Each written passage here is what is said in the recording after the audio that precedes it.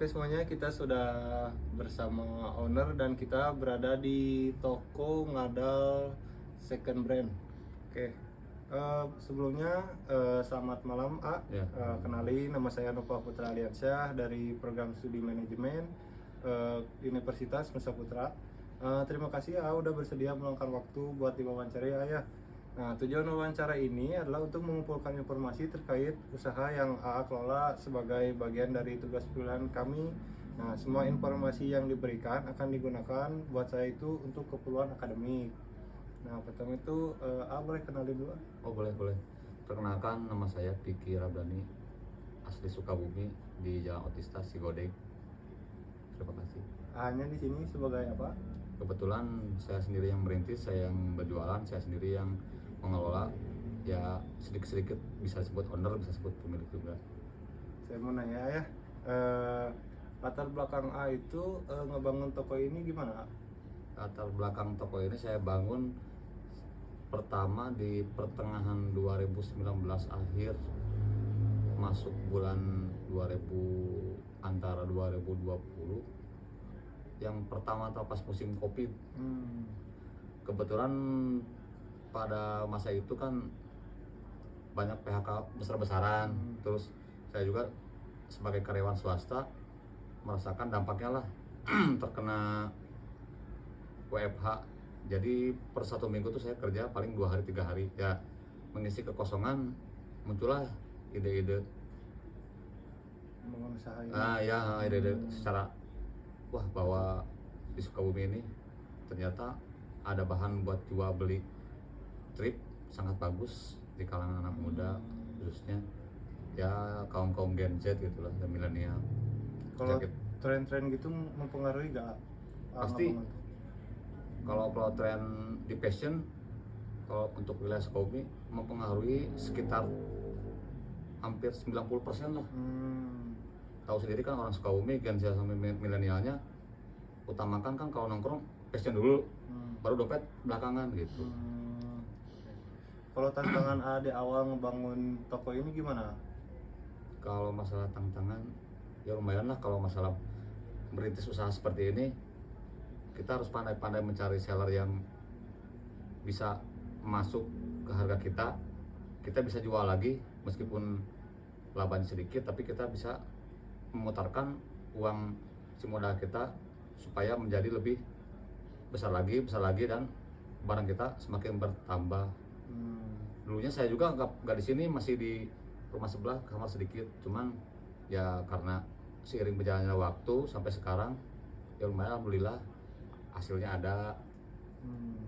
Bisa beli ya sedikit-sedikit lah, insya Allah kalau namanya kerjaan. Tapi saya masih tetap kerja sebagai karyawan swasta. Bisa juga masih merangkap jual-jual seperti ini di online. Kalau nggak online, di orang-orang terdekat lah gitu. Biasanya apa? Aplikasi IG kah? Kalau saya dijualan di lokal, saya pasti pakai dulu masih sering berjualan pertama di Facebook. Facebook, masuk ke IG, terus ke WhatsApp story. Tapi kesini-sini ada aplikasi jual beli tuh khusus di Asia. Lokalan saya pakai di Carousel. Kalau buat luar negeri saya pakai eBay. Tapi untuk eBay cuman sekitar 30%, 10%. Jalannya agak susah, masalah ongkir sama barang untuk luar negeri. Gitu. Nah, mengenai transaksi di penjualan online ya, saya mau sedikit tanya nih tentang, kan tadi sempat mention tentang IG ya, penjualan di IG. Nah, saya mau sedikit nanya tentang penjualan di IG nih, bentar.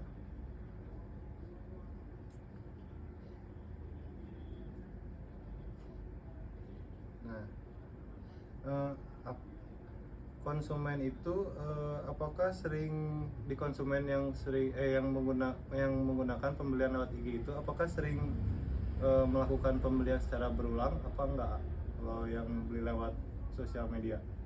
Rata-rata kalau udah di sosial media, mereka melihat pertama ketarikan dulu barang apa yang dia cari, seperti baju, celana, sepatu, terus hoodie, crewneck, jaket, sepatu misalnya kayak gitu. Dia bisa mencari kayak sepatu ya meskipun di kita misalnya harga sedikit agak mahal tapi kualitas bagus, kalau nggak harga kita lebih rendah, yang penting kan perutamakan kalau di sosial ketertarikan dulu, kayak kita postingnya gimana bagusnya, barangnya kondisinya gimana, 90% berapa persen kelayakan pakainya, asalkan konsumen puas, rata-rata pasti Beli lagi. dia otomatis beli lagi. Kadang-kadang dia sebelum kita punya barang dia pasti nanya duluan via media sosial, misalnya bang barang masih ada gak, pengen barang ini, banyak rata-rata hampir 80%. Oh, jadi menurut A itu tampilan visual produk di media itu sangat mempengaruhi gitu ya ketertarikan Pasti sangat emosional mempengaruhi, konsumen. pasti. Hmm. Terus tata letak kita memotretnya, tata letak kita di view yang menjanjikan, bukan menjanjikan, kayak dilihatnya enak gitu, tepat, sesuai dia mencari barangnya, misalnya cari baju gimana, cocok nih barangnya kondisi gini, pasti insya Allah dia pasti nyari barang yang seperti itu. Oke. Saya mau nanya lagi nih ya, apakah konsumen yang sering mempertimbangkan kualitas produk itu, jadi gini ya, konsumen itu sering mempertimbangkan kualitas produk apa enggak sih ya? Kalau beli barang di IG gitu? Rata-rata pertama dia kalau kualitas tuh nomor 2, kalau nomor 1 dia nyari brand dulu. Jadi gimana konsumennya sekarang, konsumen dia dari fisika dulu nih, bagus, brand nomor terakhir. Tapi rata-rata kalau buat di Sukabumi, terus di kalangan milenial sama Gen Z, dia nyari brand dulu, sesuai outfit dia buat acara, buat nongkrong-nongkrong gimana, rata-rata gitu, menyesuaikan zaman, dari zaman ke zaman. Kayak sekarang kan lagi musimnya misalnya celana Carpenter, karena balik lagi ke tahun 80-an gitu, kayak Selpe gitu, dia pasti nyari yang seperti itu gitu.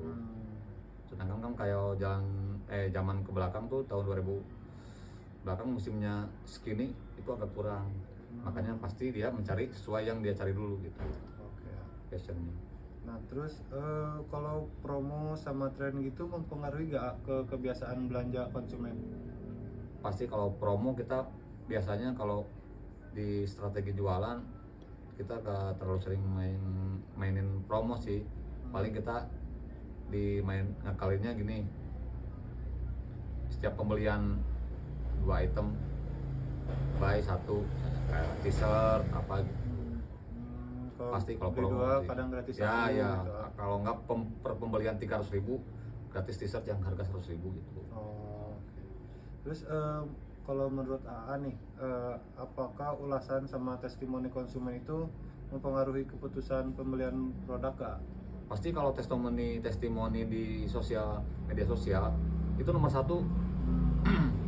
Makanya di pembelian di media sosial rata-rata kalau kita sesuai barang, sesuai yang dia inginkan, misalnya kita jujur ke konsumennya, barang kondisi kayak gini, dia pasti puas, dia pasti ngasih bintang minimal 5 lah.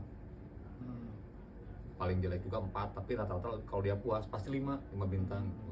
Apalagi di media sosial ya, jadi orang lihat dulu. Nah ya, lihat dulu testimoni dari ya, orang. kita juga kalau belanja kan di toko lain rata-rata beli barang apa nih, meskipun harganya lebih murah, beda 10.000, dilihat reviewnya dulu, reviewnya di 1, pasti kan pindah ke yang agak mahal sedikit Ya. gitu.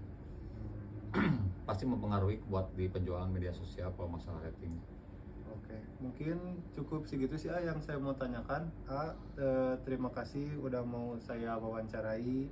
Nah, penutupnya meren. Assalamualaikum warahmatullahi wabarakatuh.